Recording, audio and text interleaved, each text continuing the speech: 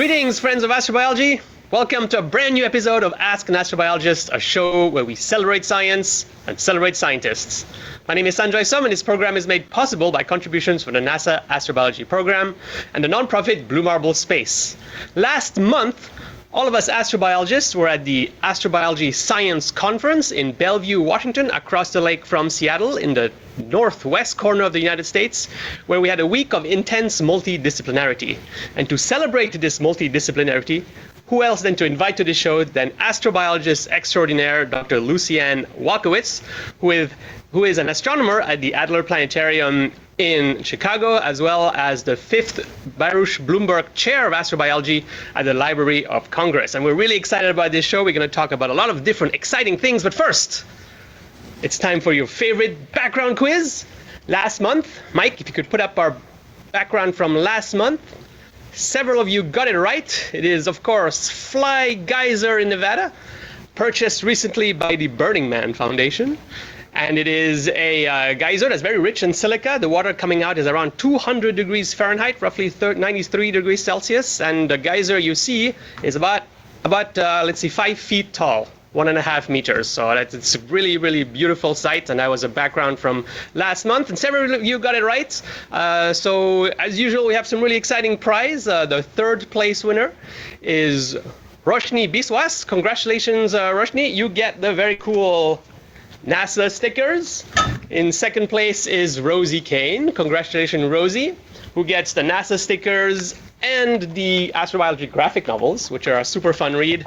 And our winner this month is Neil, tweeting as NPS USA. Congratulations, you get the stickers, you get the graphic novels, and you get the magnificent SEGANet.org pint.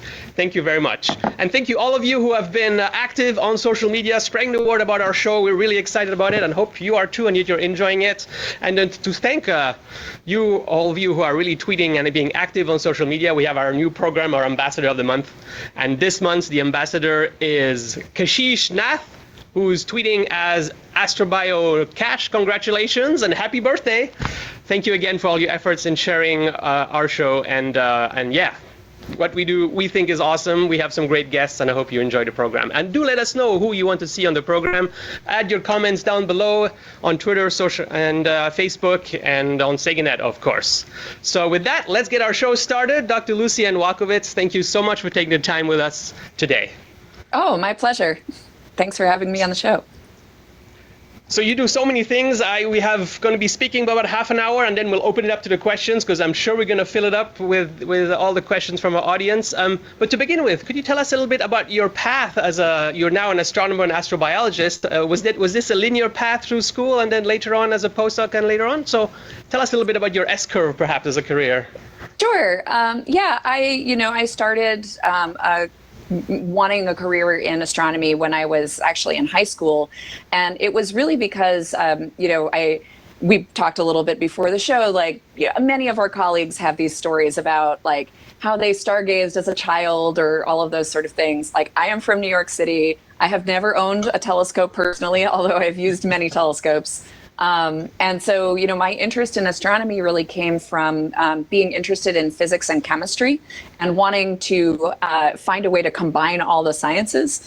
And so I think astrobiology, despite having astronomy and biology specifically in its name, is the ultimate interdisciplinary science in many ways. So, I started out life as a physics major and went on to grad school in astronomy with the intention of studying magnetic activity in stars. So I was very much just a straight up astronomer for a long time. And it was actually an astrobiologist at University of Washington, Woody Sullivan, who kind of pulled me aside midway through my grad career, maybe 3 years into grad school, and was like, hey, the SETI Institute is having this invitation-only workshop where they're going to talk about whether the stars you study, these little red stars, are good or bad hosts for potentially habitable planets. And he was like, you should go to that. And I was like, yeah, I should go to that. So that was kind of my first introduction into astrobiology. And from there, I was totally hooked because, of course, who doesn't want to know more about life in the universe and where we might find it? So yeah, after grad school, I did a postdoc first at Berkeley for 3 years, which was a really exciting time because I joined the Kepler team just before the Kepler mission launched and got to be part of that mission from day zero. And then after that, went on to a postdoc at Princeton, where I continued a lot of the work that I was doing with Kepler and also broadened it to some of the stuff that we'll talk about today. And I've been at the Adler, Adler Planetarium in Chicago since 2014. Very cool, very cool. Yeah, I've been to the Adler Planetarium once, and it's just a very mesmerizing place, great exhibits, and really interesting people to talk to there. So if any of you who are watching, go do check out the Adler Planetarium in Chicago. It's amazing. So you're talking about those little red stars. I thought we could talk about it a little bit. Our own sun is a G star, but those little red stars, those M dwarfs, are actually much more common in a galaxy than the G stars. Can you tell us a little bit about the potential habitability of these planets around those small M dwarf stars? Sure. Yeah. So these little red stars, M dwarfs, make up about 70 to 75% of all of the stars in our galaxy. And they're very faint compared to our sun. So they're not made of very much fuel to begin with, but they're also very thrifty with their fuel. So they burn very low luminosity over a very long period of time. And actually, they're so faint that even if you were in the darkest place on Earth, you would never be able to see one with your naked eye. But the stars above you are just like a tiny fraction of what there is out there. And most of them are these little red dwarfs. So the reason that even though they're so plentiful, they had been discounted for many years by astrobiologists as potential hosts for habitable planets is that they don't give off very much light. And that means that planets that are around them, in order to get that same kind of warmth that we get from our sun, have to be cuddled in pretty close to the star. So that would be fine if it wasn't for the fact that they also have what we call magnetic activity. So in the same way that our sun has solar flares, these big bursts of high energy radiation and ultraviolet and X-rays, that come off of our star and, influence our planet, along with, actual like particles from the sun that stream into our planet, create, occasionally like disturbances in our technology or just beautiful, northern and southern lights. The stars, M dwarfs, that would be hosting these planets, they'd have to be super close to them, but then they also have these huge flares, and that makes the planets very vulnerable to the effects of this high energy radiation. So for a long time, people just assumed like, oh, well, if you're a planet that's that close to the star, you're going to be completely irradiated, and like anything on the surface would be just, like wiped out immediately. That radiation and the particles that come off the star can also erode the planetary atmosphere as well. So it could even scrape the atmosphere off a planet completely. Because of the gravitational interaction between the planet and the star, people were also worried that the planet could be locked to the star, so you only had one day side and one night side, and people were worried about what would happen to your planet's atmosphere. So back about 15 years ago or so, there was this meeting that I mentioned that was all about reevaluating them. And it turns out that none of those things are really showstoppers.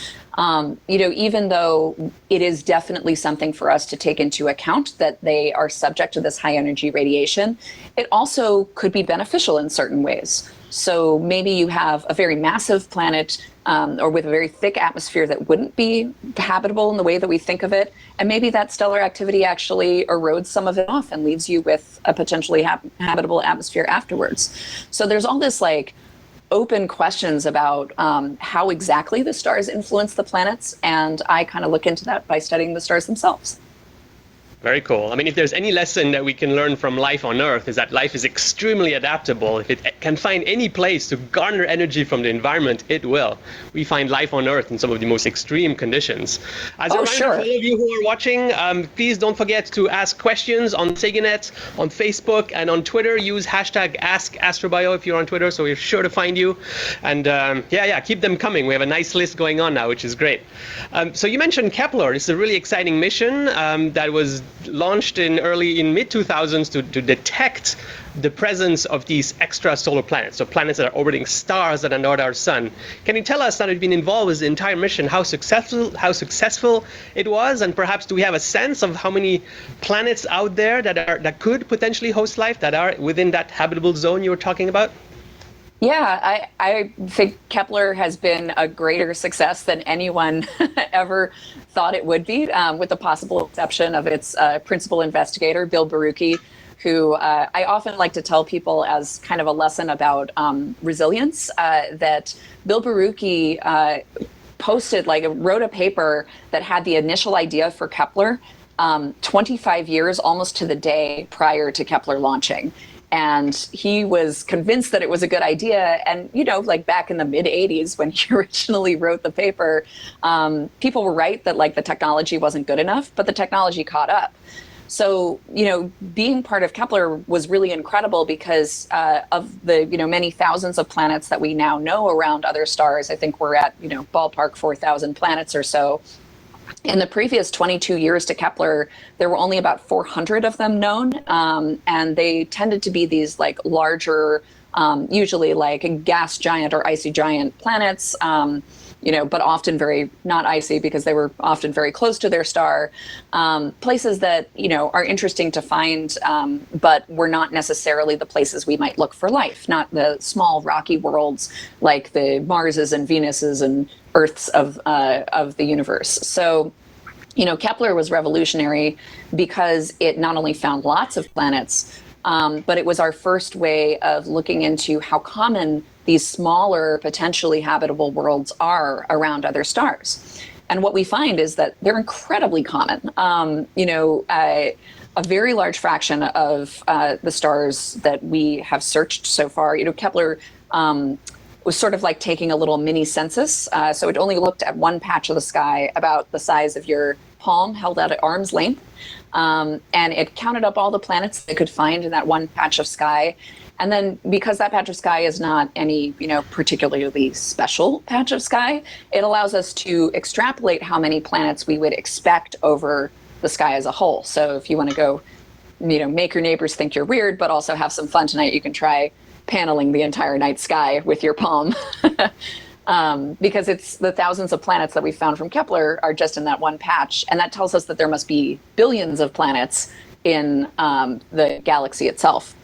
And I'll point out that even though Kepler was focused on looking at stars that were more massive, like our sun, one of Kepler's main results is that it is actually the low mass stars that seem to at least more frequently have small rocky worlds that are in this potential habitable zone. So that tells us that by the numbers, the small red stars are really the place to look. Very cool. So just from the numbers alone, billions of stars in our galaxy, each having perhaps several planets, it means perhaps tens of billions of planets in our own galaxy alone. It seems really difficult to think that we're the only life in this world. Wow, just mind-blowing numbers. And what's cool also is that even in our own solar system, humans are searching for life beyond the habitable zone, right? I have the moons of Saturn and Jupiter who have, so those moons, Enceladus, for example, is a moon of Saturn, and Europa, a moon of Jupiter, are thought to potentially harbor environments that could sustain life, right? Under the ice shelves where water is interacting with rocks. So our own solar system hosts environments that could host life beyond the traditional concept of our habitable zone. So just increases the numbers of potential habitable worlds to numbers that are staggering.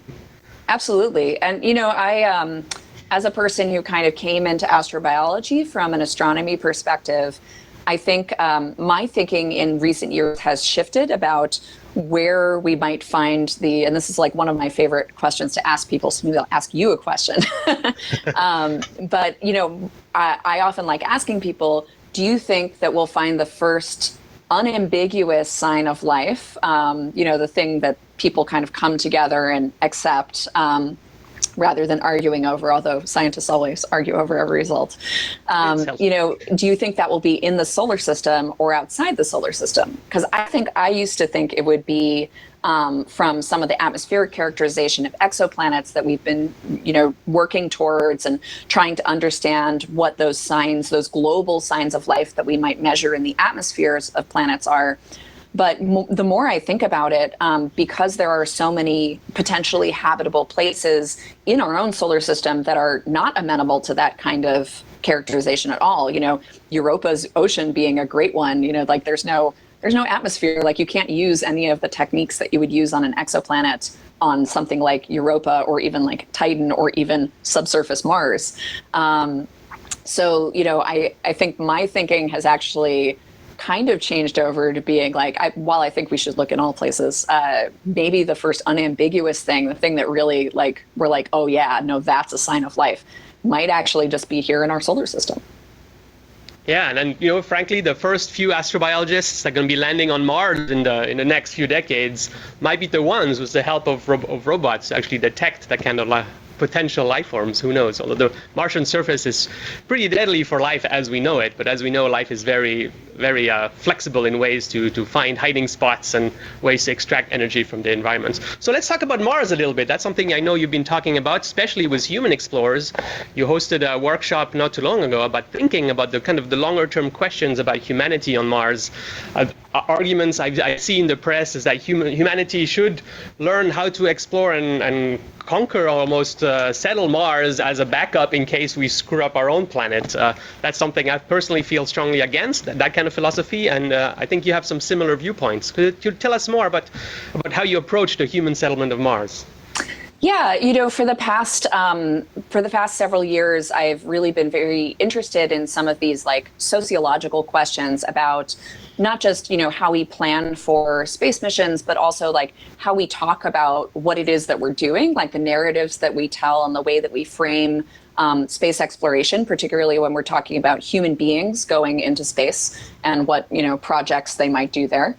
My interest in the topic was really, in some ways, sparked by being very annoyed by those what I think are really marketing narratives that come out of a lot of private space industry about how going to Mars will somehow back up humanity or allow us some sort of get out of jail free card for the kinds of things that we're wreaking on our own environment here. And, I think as much as I love space exploration, the nicest day on Mars is still an extremely inhospitable environment. And not only that, the fact that we have the planet that we do and that we have resources to the point where we can think about literally blasting those resources, using those resources to send things off of space, off of the rock that we live on into space.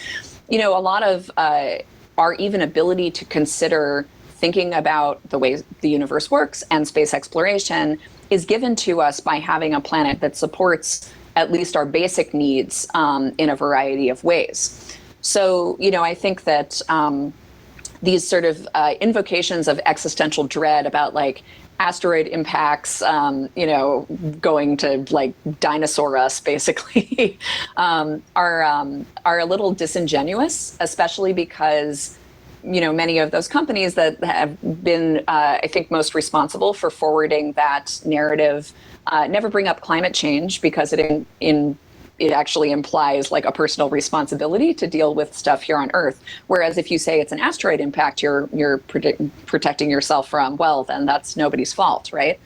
So, I think out of that, I became very interested in, not only the ways we justify going to space, but then also the ways that we invoke narratives from human history. So, even the choice of the word colonization, conquering, settling,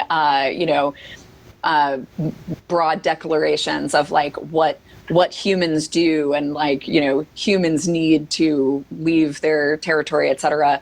A lot of those come from, the history of predominantly European colonization. And a lot of those narratives are drawn like specifically tied to things like Columbus.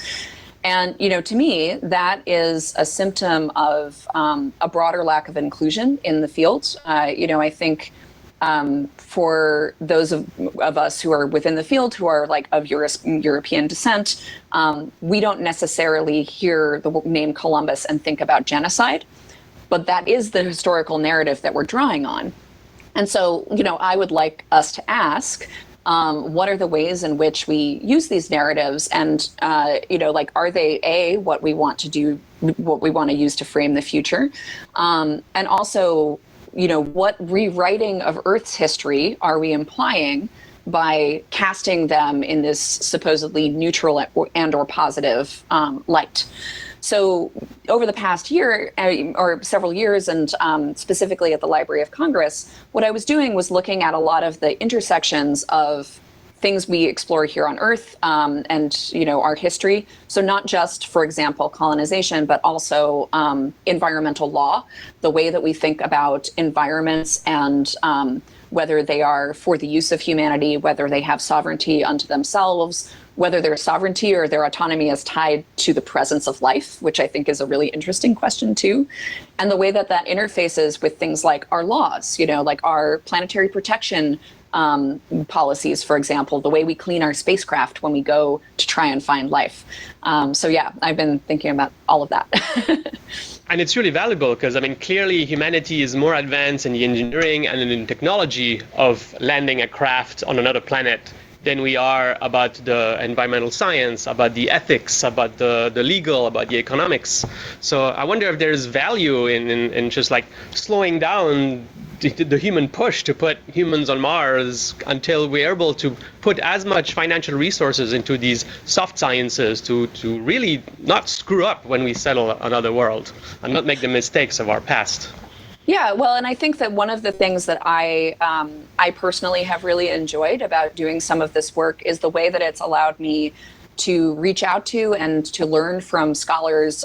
So, for example, scholars who are, in Indigenous history, who could talk about treaty making and the ways treaties tend to become violated or be violated by nations and private actors when resources come into play, which is exactly what we are seeing starting to happen with talk about, like mining in space and like the treaties that we have, like the Outer Space Treaty of 1967. We can learn a lot by talking with people who have studied these same kinds of cases in fields that are seemingly disparate from science. And so, this is, again, another way in which astrobiology is a wonderful conduit for being a truly interdisciplinary, not just science, but an interdisciplinary field. And I've really learned a lot from, folks who are in sociology or ethicists who are now even, people in animal behavior who are now like working with, people within astrobiology to try and understand what some of these issues are and really broaden our thinking. I think having more voices in the room has been really helpful. Coming out of my year at the Library of Congress, one of the things that I've been engaged in over the past about half a year or so, I guess just at the end of 2018, is that I and another astronomer, Erica Nesfold, who is now also a developer for Universe Sandbox, co-founded a space ethics nonprofit called the Just Space Alliance. And essentially what we are here to do is to help advocate for a more inclusive and ethical future in space, a more inclusive approach to space exploration, and also to use some of the excitement that people have to talk about how we might create more equitable futures here on Earth today. Because a lot of times when we talk about what humans might do in space, what we're really talking about is the ways in which we hope or fear that we might live on Earth. And so I think it's a really fertile ground for creating some visions of the future that are maybe a little more inclusive than they have been. I really hope that this vision of it comes through. Like even the diversity of scientists needed to advance those questions is coupled to the diversity of the scientists themselves in the discipline to advance those visions, because we gain a lot from different perspectives and from different culture. Absolutely. So as far as I can tell, you've given 2 TED Talks, and I have one in mind. The one in mind, I think your second one, you ended the talk talking about the Fermi Paradox, thinking about the long-term survivability of humans. It's something we need to be very attentive to, because our civilization has been listening through efforts like SETI, the search for extraterrestrial intelligence, for radio signals coming from space for 50 years, and we have heard nothing, right? So one of the resolutions of this Fermi Paradox is that civilizations, once they become advanced enough, miss the opportunity to see themselves from space and realize their fragility and end up, killing their civilization. So that's not a destiny I hope for our society. And so let's talk a little bit more about these SETI efforts, because it's something that I know you've been involved with as well. The efforts up to date have been trying to figure out how to characterize the signals based on what we think the extraterrestrial civilizations could be sending in terms of information. But you're changing that paradigm a little bit with your research, right? Yeah, so I've been very interested in SETI kind of as a complementary fork to what I sometimes we'll call like vanilla astrobiology. The understanding of the underlying physics and chemistry and biology is wonderful, and it's I think complementary to doing something like what is now called like the search for technosignatures, the signs of technologically advanced life that sends signals out into the universe. And SETI is really sociologically interesting too, because while it is true that SETI efforts have been going on for like 50 some odd years, SETI has, I think, suffered a certain lack of support, where, in many ways, doing something like studying extreme life that lives in acidic pools in Yellowstone is considered like legitimate science, but looking for radio signals from space from, technologically advanced life has been considered kind of fringy. And so it hasn't typically enjoyed the same kind of financial support in terms of ability to access research funding and support graduate students or postdocs or even faculty to work full time on those questions. And so it is true that we've been looking for a long time, but I think it's Jill Tarter who likes to say, the amount that we have looked is equivalent to a cup of water in the ocean. It isn't much of a paradox to me that we haven't found anything with the efforts that we've been able to make.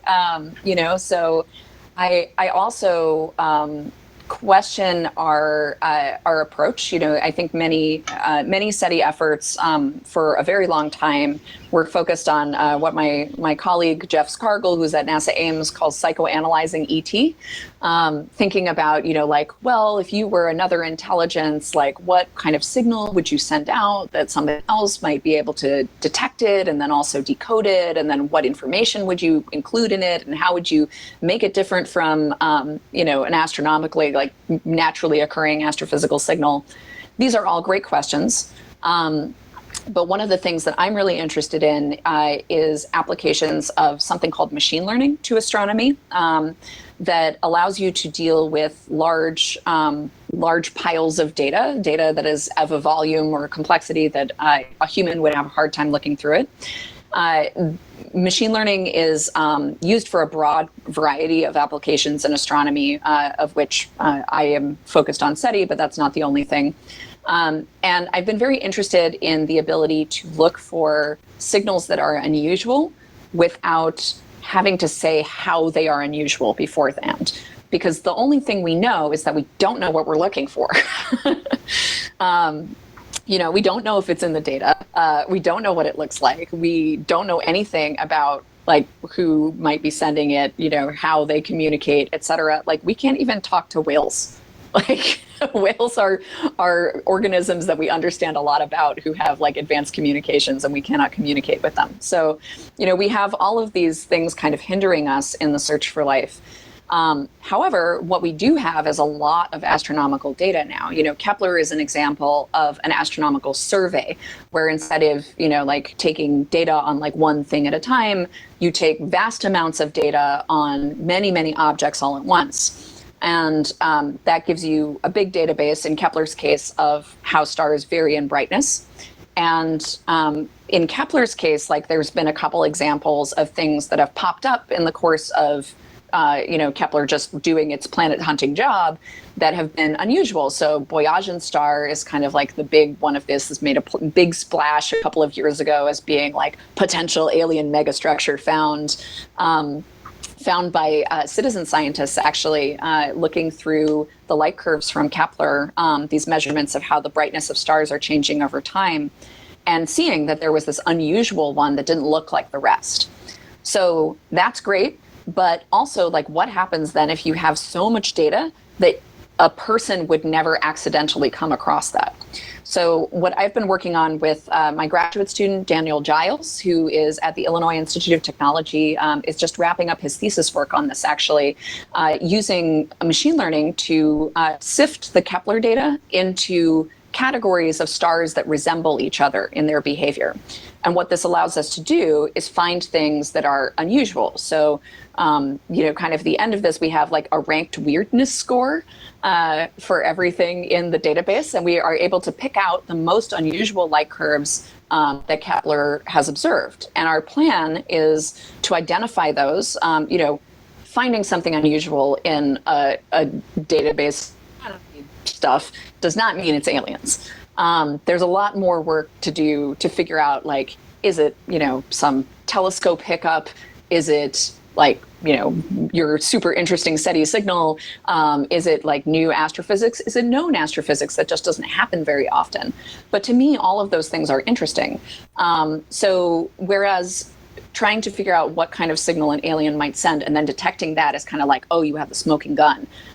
This is just a way of making that serendipity of finding something truly unusual much more efficient.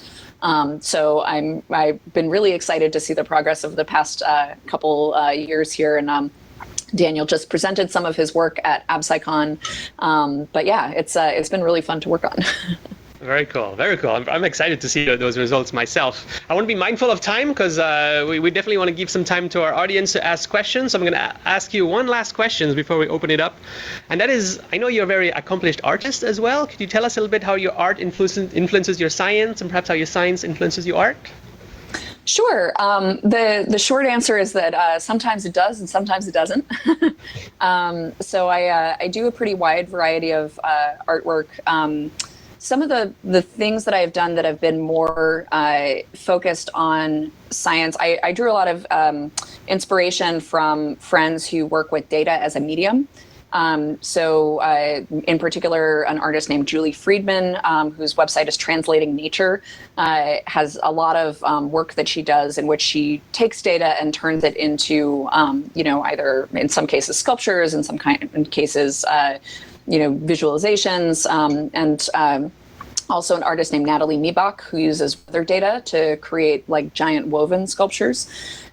Encountering a couple of people like that made me think about some of the things that I might do with my data artistically.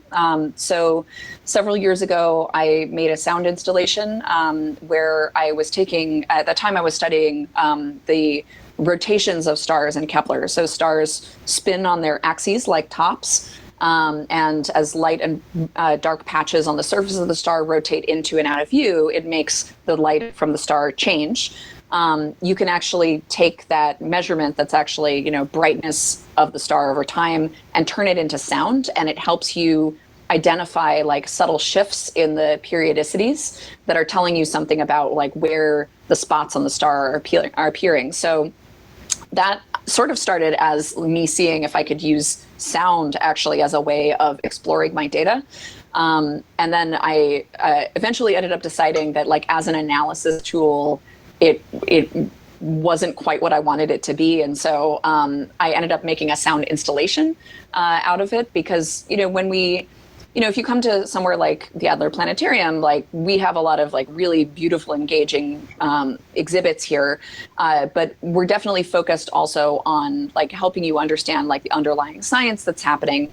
But for me, one of the powers I think that art has is of giving people sort of a more primary emotional experience with the work. And so, for me as a scientist, like the exciting part is when I see that there might be a pattern in my data and I don't know what it means yet. And like nobody can come to me and like read the explanatory plaque because there isn't one. So I really wanted people to be able to have this like direct experience with the Kepler data and to sort of like hear that there are patterns, but not necessarily to know what they mean, but to think about like what they might mean. So I created originally it was like a little installation, like a dome meditation room that you could go into. And then eventually it was up as part of a group sound exhibit at a gallery called Artisphere outside of Washington, D.C., called Fermata back, I guess, in like 2014 or so. And that was really satisfying to work on. I mean, more recently, I also do aerial circus. So I do basically like performance stuff. And I more recently did something that was only sort of inspired by astronomy that was called 40 Orbits. That was like a kind of like life story. It was my 40th birthday in January. So I asked my partner, who is an artist, to compose like a piece of music. Like we kind of talked about like different decades of life. And I was really interested in doing that because I think the idea that the way we humans map out time is physically tied to like the path of our planet around the sun. We have this like actual physical marker that is tied very much to like the structure of our solar system. That is how we like map out all of the sort of non-physical, like life things that happen to us. And so maybe I'll tweet that YouTube video afterwards. So I created a performance and there's like, it's pretty fun. I'm pretty happy with how it turned out. Awesome. Yes. So for all of you who are watching, Dr. Lucianne Walkowicz tweets as at Shaka_Lulu, right? Mm-hmm. Excellent. Yeah. Okay, so now it's time for the questions. I'm so excited. So let's go ahead. The first question is from Jim Pass, who asks on Twitter, I am curious about your thoughts concerning the future relationship between astrobiologists and potential settlers or miners on the moon and Mars. Can they get along, or do you think there will be a conflict? Well, actually, if you haven't watched it yet, Nat Geo Channel has a show called Mars that I got to participate in season 2 of. It's sort of divided between interviews with folks here on Earth, like myself, and then the other half of it is a drama that focuses on a scientific base on Mars in which miners from industry show up and the conflicts that arise from the two of them. I think that I don't think that it's necessarily going to be like all conflict all the time, but I do think that there are some particular areas of friction between the motivations of trying to make profit off of a planet and the motivations of scientists wanting to study that planet. And the way that this plays out, I think most keenly, is when we look at issues of planetary protection. The Outer Space Treaty, which goes all the way back to 1967, has this clause in it that says that you can't contaminate another world for any reason. So you can't make it unusable to other people. And that no single actor, no nation, no individual actor can do that. So, that has been the law of the land for a very long time. It's like why we clean our spacecraft when we go to other worlds and why we're very careful not to transfer Earth bacteria to other environments within the solar system.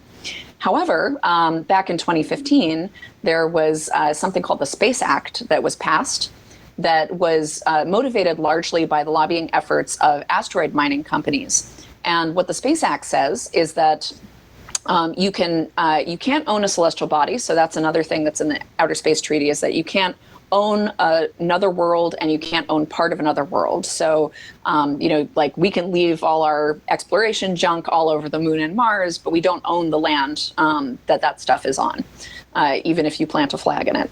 So, you can't own other worlds still, according to the Space Act. However, you can own resources. So now space resources are defined as anything that is not biological, including water, that somebody might extract from another world. So this is very interesting, right? Because the sort of casual slogan for astrobiology is follow the water. Because, here in astrobiology, at least what we've learned from Earth is that while life exists in a wide variety of environments, water is a really good sign of like a place that might be good for life to thrive, for the most part. So, that brings up like some interesting ethical questions. Let's say that what you wanted to do was create, a luxury hotel on Mars, and what you'd like to do is create a water park. Therefore, like if you extract the water for your guests to go to your luxury hotel on Mars, does that mean it's okay for you to sterilize the water if there's biology in it? Do you leave the biology in the water and just say that you don't own it? Remember that we don't see like giraffes running across the surface of Mars, but that doesn't mean that there isn't life under the surface, and it doesn't mean that we might not make some other additional surprising discoveries. I think when we play out these scenarios of like how private industry versus scientific exploration versus like nationalistic exploration play out, there are some obvious areas of friction that come up. So these are things that we should start thinking about now, because we are rapidly outpacing our treaties and existing laws. Just again to show that the ethics still has a ways to go to catch up with the engineering of settlement. Yeah. The next question is by Andrew Planet, who asks on Twitter, is the language of space exploration biased to our still earthbound existence, or will it change once we settle long-term beyond our planet? That's an interesting question. I'm not totally sure I understand it. I think that it's very much biased towards earthbound existence at the moment, in part because like that's where we live. So I think if you're asking about like Earth's history, then for sure, like we draw on Earth's history in part because, it's the history that we're familiar with. As I said earlier in the program, I think the histories that we tend to draw from, where I'm using we to mean astrobiologists, also reflect the lack of diversity in the field, in that, people tend to draw on European history particularly. That's why you see, these examples of like European colonization of the Americas pop up again and again, whereas there are a lot of examples of people leaving their home territories and exploring other areas that aren't necessarily those. I think we tend to always draw on examples that we're familiar with, whether that is drawn from a particular Earth culture or whether it's drawn from the history of the entire Earth itself. As long as we are, terrestrial beings, I think that'll probably continue to be the case. But, who knows what's possible. I personally have been recently watching The Expanse, and I've been really interested to see how things are framed in this sort of, for those who haven't watched it without giving anything away, it's a world in which people live in the asteroid belt, Earth and Mars. And there's all these conflicts and competition between these three groups of folks having these different physical locations within the system and the cultural identities that come from those. So that's been really fun to see. Indeed, it sounds like it. Awesome. Talking about diversity, the next question is by Rashmi Shivni, who asks on Twitter, this field, so astrobiology, is so welcoming of many people with diverse backgrounds. Thank you, Rashmi. I think so too. We could do better. Across multiple fields. And are there any other disciplines you hope will jump on board in the effort to search for life in the universe, i.e. linguists, artists, and so on? Yeah, one of the things that I think is really interesting about astrobiology is, we do talk a lot about like the mix of fields in the sciences that are in like the physical sciences that are within the field, but also like astrobiology has a long history of engagement with sociologists, ethicists, artists, linguists as well. And I think, just recently, so viewers may or may not be aware that astronomy as a field has this very interesting practice called the decadal survey, where like every 10 years, astronomers from like all over the US get together and, in many cases, like all over the world, get together and write these papers about what they think the high priorities should be for like the next decade. So it's sort of like this whole community-wide vision setting exercise that lots of us participate. It's all totally voluntary. This eventually ends up in like a big report that helps guide decisions about like funding going forward. And I've been very happy to see that in this decadal survey, there have been papers about the importance of interdisciplinarity to astrobiology and also specifically in the context of SETI searches as well. So understanding, like not only how to guide our searches, but also what the implications of like contact with another species from off of this world might actually be. I think that this has been one of the areas in which astrobiology is very forward thinking. I think it could always do well to interface more with the humanities, and the more voices in the conversation, I think often the richer the conversation. But I think that it's even broader than you think it is and getting more so all the time. And that's really great. Yeah, I would love to see more more sessions at AppSciCon on the humanities of astrobiology. That would be really, really fascinating. The next question is by Laura from Twitter, who asks, as a Colombian, I love the way how Shakalulu described the similarities between space settlement and colonization. There should be more talk about inclusion related to space exploration. Are there any authors or texts you would recommend to read more about these views? Oh, goodness. So there's, it depends where you want to start. So I think there's been quite a lot of really good, just popular articles in the press recently. So certainly a lot of, like, for example, in the past year, Gizmodo and Newsweek have both, and Nat Geo have all written about some of the conversations that are ongoing about the language that we use around space exploration. And those are good places to start. One of the people that I have really learned a lot from is Chanda Prescott-Weinstein, who's a theoretical astrophysicist at the University of New Hampshire. Chanda maintains a decolonizing science reading list that is not specifically focused necessarily on space exploration, but I think is a really strong place to start. I think particularly a lot of rethinking how we frame and actually conduct this kind of like scientific enterprise that we're all engaged in. A lot of the reading is not necessarily even specific to space. It's really understanding the history of science and the ways in which like science has functioned within these larger colonial structures. Because I think a lot of times, even we scientists, and I'm sure that I do this as well, have a way of like posing like science as this kind of like completely value neutral thing, which it has historically not been at all. So I would certainly recommend reading some of the articles. You can find them, many of them linked actually from my website, tangledfields.com. But you should start there. But then I would also check out Dr. Prescott-Weinstein's Decolonizing Science reading list for some other really excellent places to start. Thank you. The next question is by Genova Anbarasi on Saganet, who asks, is habitability ever changing in our own solar system? Oh, yes. So, one of the things that I think is so fascinating about Mars in particular, but I often like thinking about like Mars, Venus, and Earth as sort of like, in a Christmas Carol, there's like the ghost of Christmas past and future, and the ghost of Christmas present.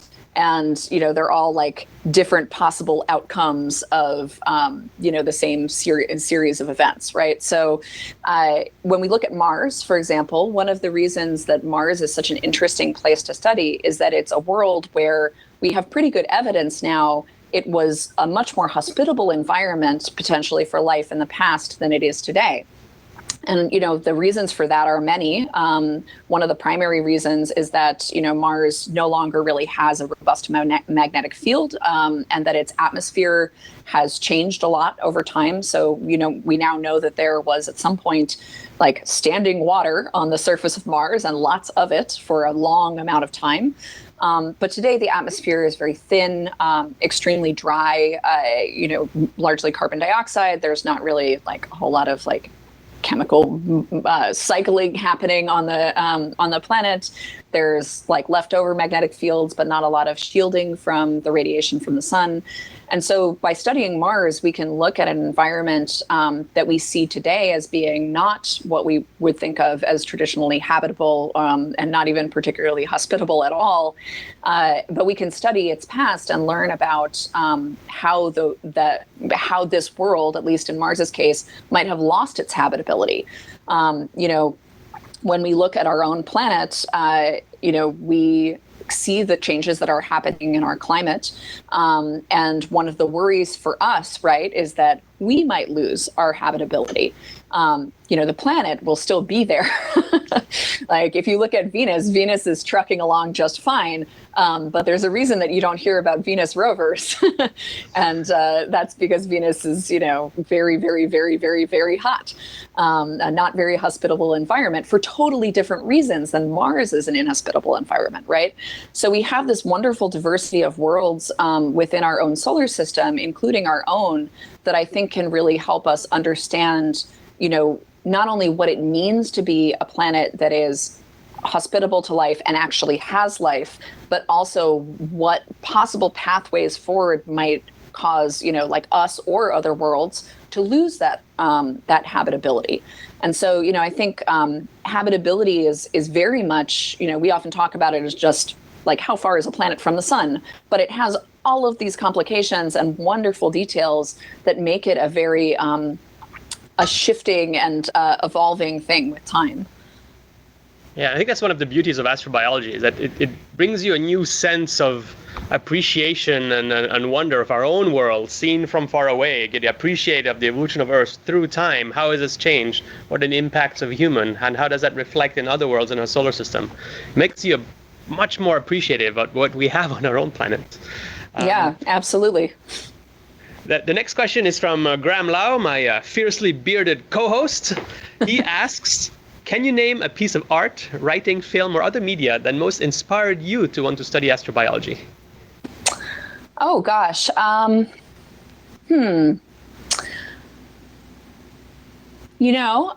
actually think it might be, so I will caveat this with the fact that I read old science fiction, like Ray Bradbury stories when I was in junior high, but I'm not generally a great consumer of science fiction specifically, which is usually what people are asking about, as far as being inspired to study astrobiology or science more broadly. I actually have an answer to this that I think is fairly unusual, which is that I read a book by a woman named Donna Shirley called Managing Martians. So she was the, I believe, project manager for the Sojourner rover. And it was about her career. So that would have come out, in the late 90s or something. So it must have been right within my last year of high school or first year of college that I read it. But it was a very fascinating book because it was about her career and, her being the generation before me as a woman in science and engineering. She, really didn't have a ton of opportunities. In many ways, the beginning of her career was not very illustrious. She had a really hard time. And I think actually ended up, if I remember correctly, and it's been a long time, but if I remember correctly, she actually ended up working at NASA after just working as a draftsperson for an engineering company. And gradually ended up managing this incredible, the first Mars rover mission. And I think that kind of gave me some early exposure to the sort of what I would call the project aspect of science. So, we think about scientists doing their work, but then, these missions that we talk about, like Kepler, are these huge collaborations of people that have like very specific knowledge that combine it all to create this like piece of technology that then is like able to answer all these science questions. It's really like, as far as like the human side of it, it's a very interesting thing to me. And I've always found like the ways in which scientists do their work and like the ways in which we organize ourselves and the myriad skills beyond just being good at like math or lab science, your ability to like keep up on your email and like manage your time and write things, all these things that people don't think of as being specific science skills, but that really are. I think that was one of the things that I found really interesting about that book that I had this interaction with early on.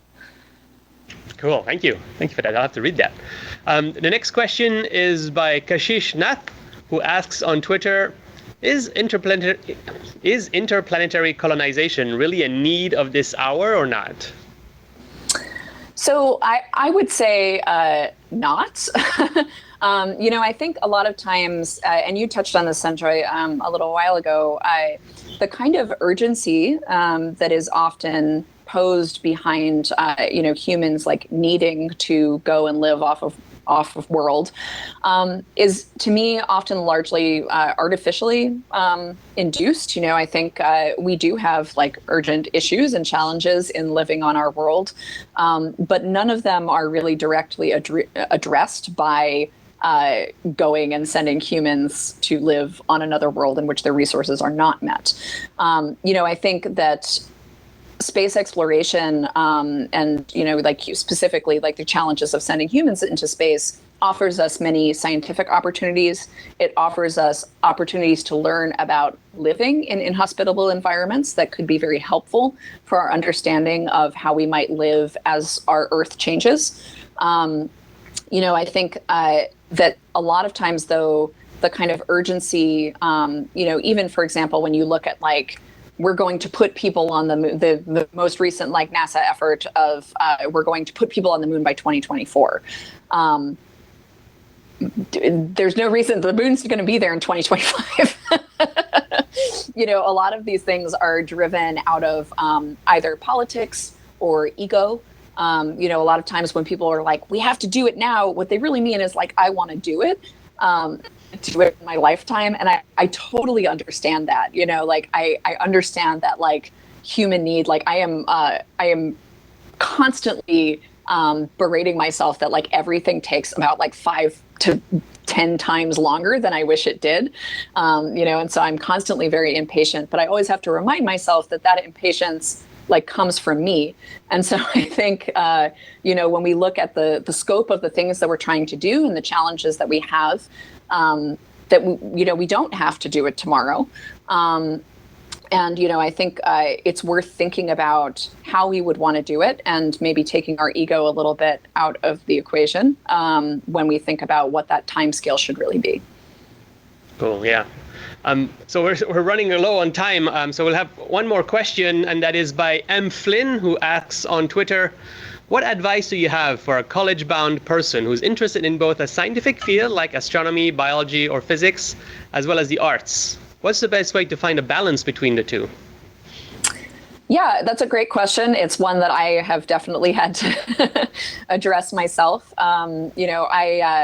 So I majored in physics. I originally actually was planning to major in chemistry and physics double. And then I realized that also I needed to eat and sleep during the course of, individual days. So I ended up just majoring in physics. And I've always had a longstanding interest in art. And so a lot of my, for example, in college, a lot of my electives were in painting, which was the primary art that I was practicing during that time.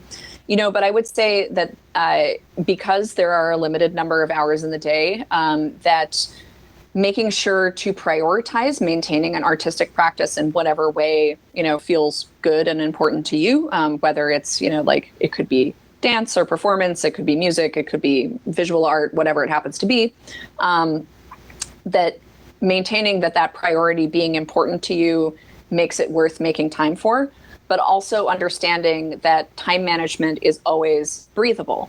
So, when I was in grad school, I actually was kind of midway through grad school, was approached for, I was drawing comics at the time, and I was like approached for a couple potential publishing gigs, none of which actually panned out, which in retrospect, like, I don't know how I was thinking that I would be in grad school and like write a comic full time also. So, you know, like, and then when that didn't pan out, I ended up like redoubling my efforts and like having to write my thesis and stuff, which was completely consuming. And there were a couple of years where I just like I didn't have any time to do things like play music or make art.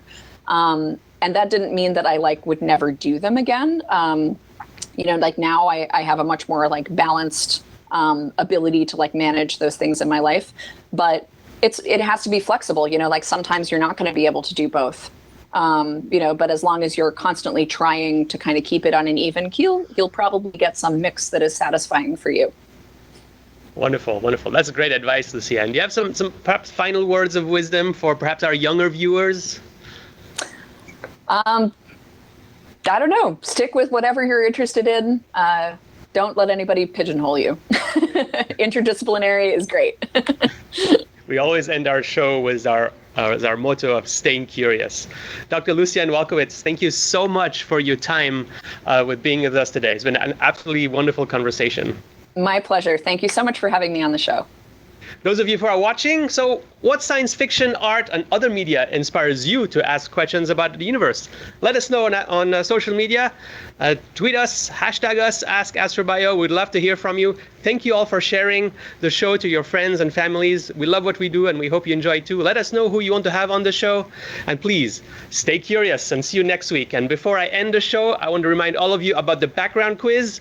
There's a new picture every month behind myself or either Graham. What is behind me today? We'll give the answer next month on Ask an Astrobiologist. Until then, so long. Bye-bye.